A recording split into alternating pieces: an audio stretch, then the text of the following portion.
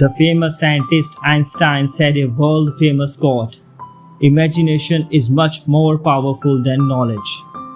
Knowledge is limited with our mind, body, and instruments, what we have.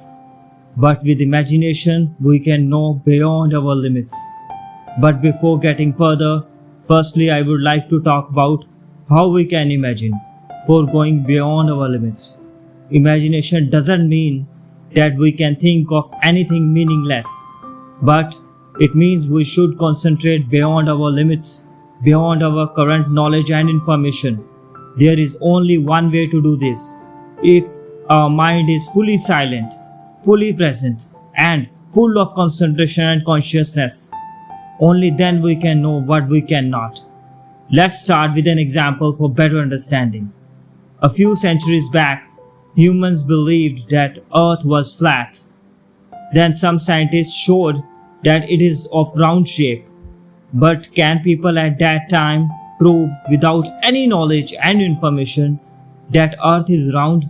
If people could imagine and see this universe with full of consciousness, then they could realize that if the moon, sun, or stars which they can see in the sky are round in shape, then Earth, where they are standing, should also be only round in shape.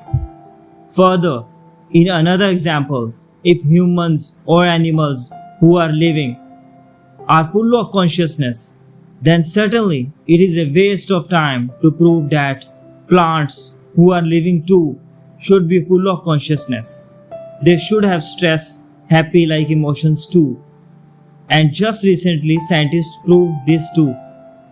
So now the question arises, apart from these discoveries, can we use this imagination power for our betterment or for making our life stress-free?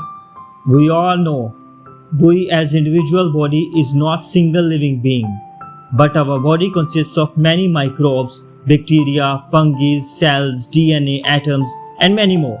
And all these are born and die at different times. All these are living beings. So all these are connected, and in a way, if we view from our body perspective, these all are the same and are being used by our body for making our body living.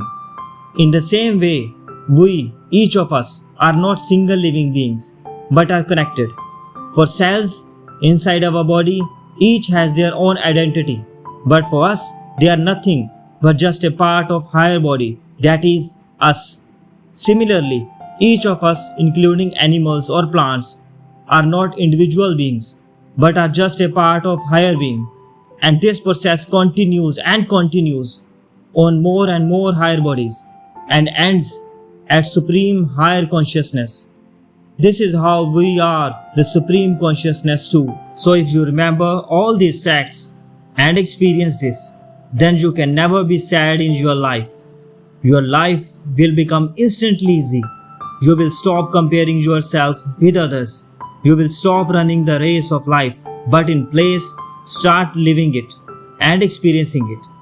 You will accept everything you get, and this way, you will know yourself, this universe, and the supreme consciousness too.